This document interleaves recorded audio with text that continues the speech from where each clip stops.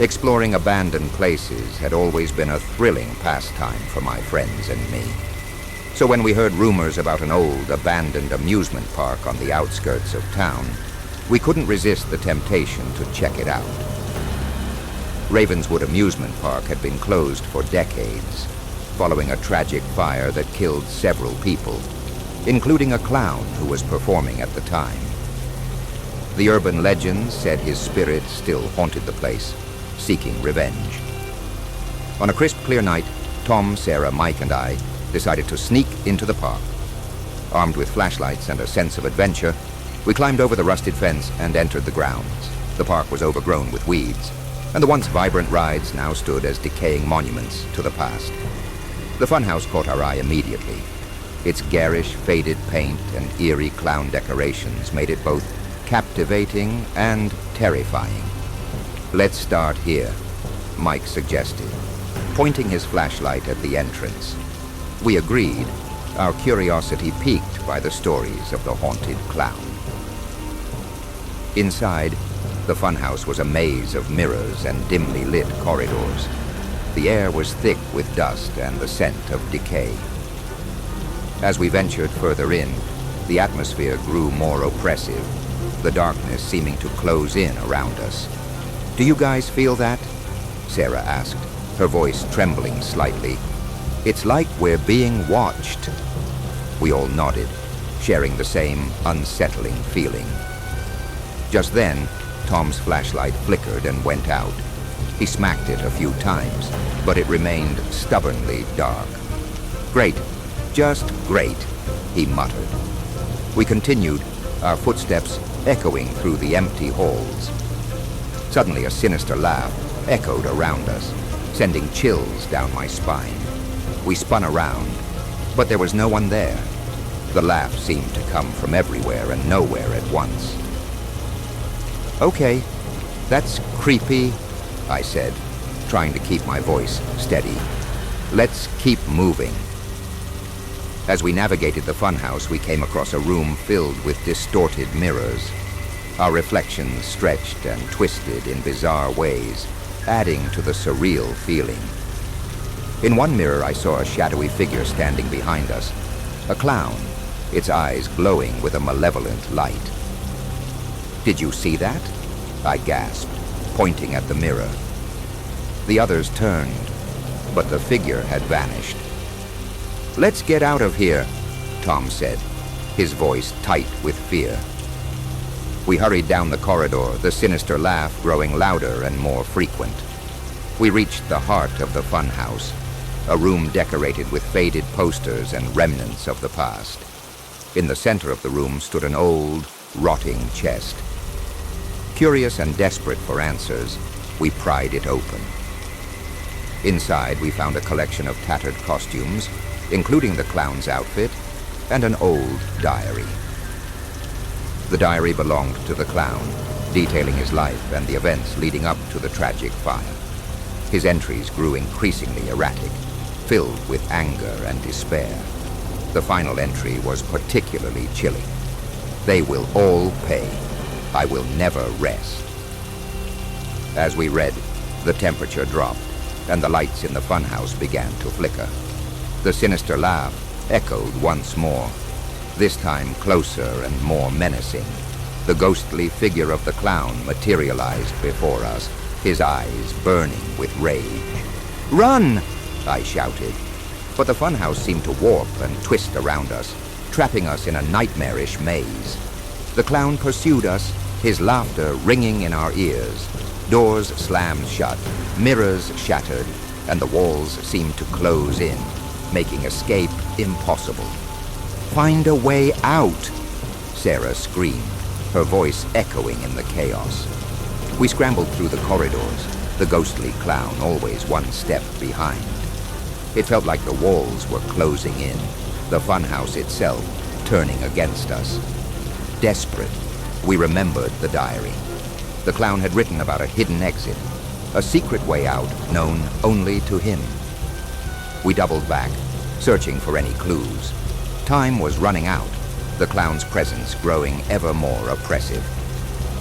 Finally, in a dark corner, we found a hidden door.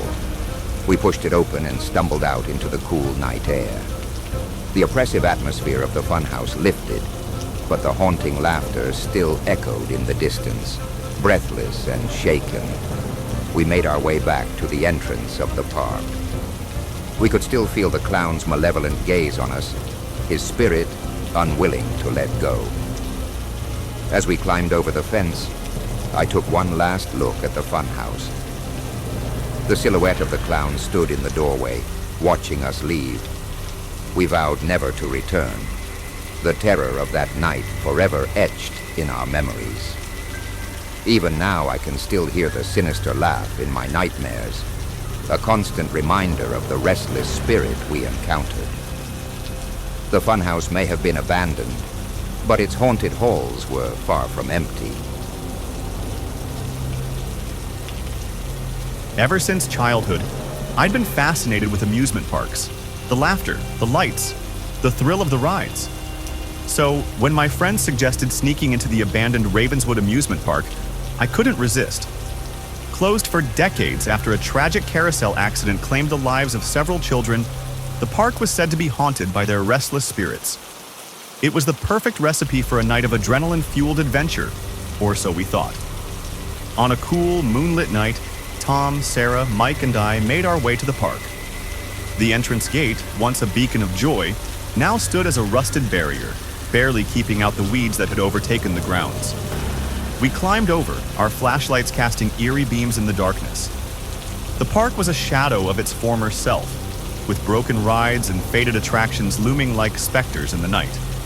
As we ventured deeper, the old carousel caught our attention. Despite its dilapidated state, it retained a haunting beauty, its painted horses frozen in eternal gallop. "Let's check it out," Mike suggested, his voice echoing slightly in the still air. We approached cautiously, our footsteps crunching on the gravel. The closer we got, the colder the air seemed to become, an unnatural chill that seeped into our bones. We stood in awe of the carousel, its once vibrant colors now muted and peeling. I ran my fingers over the carved horses, feeling a sense of sadness at the loss of what must have once been a magical place. Suddenly, the silence was broken by a soft, haunting melody. The carousel had come to life, its eerie tune filling the air. "How is this possible?" Sarah whispered, her eyes wide with fear. There was no power in the park, yet the carousel spun slowly, its lights flickering dimly. We exchanged nervous glances, unsure of what to do. "Maybe it's on a timer," Tom suggested, though he didn't sound convinced. We decided to investigate further, hoping to uncover the mystery behind the carousel's sudden animation.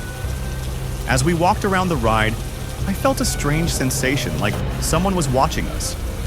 I turned, my flashlight sweeping across the dark expanse, but saw nothing. Just as I was about to dismiss it as nerves, I caught a glimpse of something in the corner of my eye. A ghostly figure of a child, standing among the shadows. "Did you see that?" I asked, my voice trembling. The others turned, but the figure had vanished. Unease settled over us, and we quickened our pace. We found an old journal wedged in the mechanism of the ride. Its pages were yellowed and brittle, but the words were still legible. It belonged to the park's caretaker and detailed the tragic accident that led to the park's closure. The journal spoke of mechanical failures, screams, and the horrifying deaths of several children. "They're still here," Mike said, his voice barely above a whisper. "The spirits of the kids." The air grew colder, and the carousel began to spin faster, the music growing louder and more discordant. The ghostly figures of children appeared on the horses, their faces pale and eyes hollow. They stared at us with a sorrow that sent chills down my spine. "We need to do something," Sarah said urgently. "We need to help them." Desperate to find a way to appease the spirits, we scoured the journal for clues. The caretaker had mentioned a ritual, a way to release the souls trapped in the carousel. We gathered around the ride, clutching items we had found in the park. An old toy, a piece of broken glass, and a small, tarnished locket. Following the instructions in the journal, we began the ritual, speaking words we barely understood. The air grew colder still, and the ghostly children drew closer, their eyes pleading. The The carousel spun wildly, the lights flickering in a frantic dance. Just as we finished the ritual, a blinding light enveloped the carousel. The music stopped abruptly, and the ride came to a halt. The ghostly figures of the children began to fade, their expressions softening into smiles of gratitude. One by one, they disappeared, leaving us in stunned silence. We stood there for a moment, trying to process what had just happened. The oppressive atmosphere lifted, replaced by an eerie calm. We knew we had to leave, but the experience had left us shaken to our core. As we made our way back to the entrance, I turned for one last look at the carousel. It stood silent and still, the ghostly children finally at rest. We climbed over the fence, our hearts heavy with the knowledge of what we had witnessed. We never spoke of that night again, the memory too haunting to relive. But every now and then, in the dead of night, I hear the faint, haunting melody of the carousel, a reminder of the spirits we encountered and the eerie, abandoned amusement park where they found peace. Our fascination with abandoned places and their ghostly tales was an itch we couldn't resist scratching. So when my friends, Tom, Sarah, Mike, and I, heard about the deserted Ravenswood Amusement Park, we knew we had to explore it. Closed down after a tragic fire in the House of Horrors attraction, the park was rumored to be haunted by the souls who perished in the flames. On a dark, windy night, we decided to investigate. The entrance to the park was barely visible through the overgrowth, its once bright sign now a faded relic. We climbed over the rusted fence, our flashlights cutting through the darkness. The park was eerily silent, the only sounds being the rustling of leaves and the distant hoot of an owl. "Ready for the House of Horrors?" Mike asked, his voice tinged with excitement and a bit of fear. We all nodded, the thrill of the unknown pushing us forward. The House of Horrors loomed before us, its facade twisted and warped by years of neglect. The paint was peeling, and the windows were cracked and dark. As we approached, a chill ran down my spine. There was something deeply unsettling about the place, as if it were watching us. "Let's get this over with," Sarah said, her voice shaky. We pushed open the creaking door and stepped inside. The interior was even more unnerving than the exterior. Cobwebs hung from the ceiling, and the air was thick with dust. The once elaborate decorations were now faded and tattered, giving the place a nightmarish quality. Our flashlights flickered as we moved through the maze-like corridors, the beams casting eerie shadows on the walls. "Look at this," Tom said, pointing to a burnt section of the wall. "This must be where the fire started." The fire had ravaged the House of Horrors, leaving charred remains of props and decorations in its wake. As we ventured deeper, the temperature seemed to drop, and an oppressive feeling settled over us. "Do you feel that?" Sarah asked, her breath visible in the cold air. We all nodded, sharing the same sense of unease. Suddenly, we heard a faint, ghostly whisper. It was impossible to tell where it was coming from, but it seemed to surround us. We huddled closer together, our nerves on edge. "We should keep moving," Mike suggested. "Maybe we'll find some answers." As we turned a corner, we came across a room that had somehow escaped the worst of the fire. In the center stood a large, ornate mirror, its surface covered in grime. Tom wiped away some of the dirt, and we all gasped. In the reflection, we saw ghostly figures moving behind us, victims of the fire, their faces twisted in pain and fear. They seemed to reach out to us, their eyes pleading for help. "Let's get out of here," I said, my voice trembling. We turned to leave, but the door slammed shut, trapping us inside. The temperature plummeted further, and the ghostly whispers grew louder, more insistent. "We need to find a way out," Sarah said urgently. We frantically searched the room, but there were no other exits. The spirits grew more agitated, their presence almost tangible. Desperate, we remembered the rumors about the haunted house. Supposedly, the spirits could only be appeased by finding and removing the source of their torment. We began searching for anything that might hold a clue. In a dusty corner, Mike found an old, singed diary. It belonged to the house's designer, who had perished in the fire. His final entries spoke of a cursed artifact hidden within the house, something that had caused the fire and trapped the spirits. "We need to find it," Tom said, flipping through the pages. The diary mentioned a hidden room, accessible through a secret passage behind the mirror.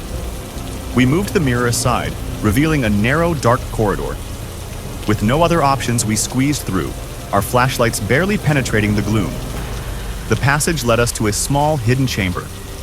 In the center of the room sat a strange, ornate box, covered in strange symbols.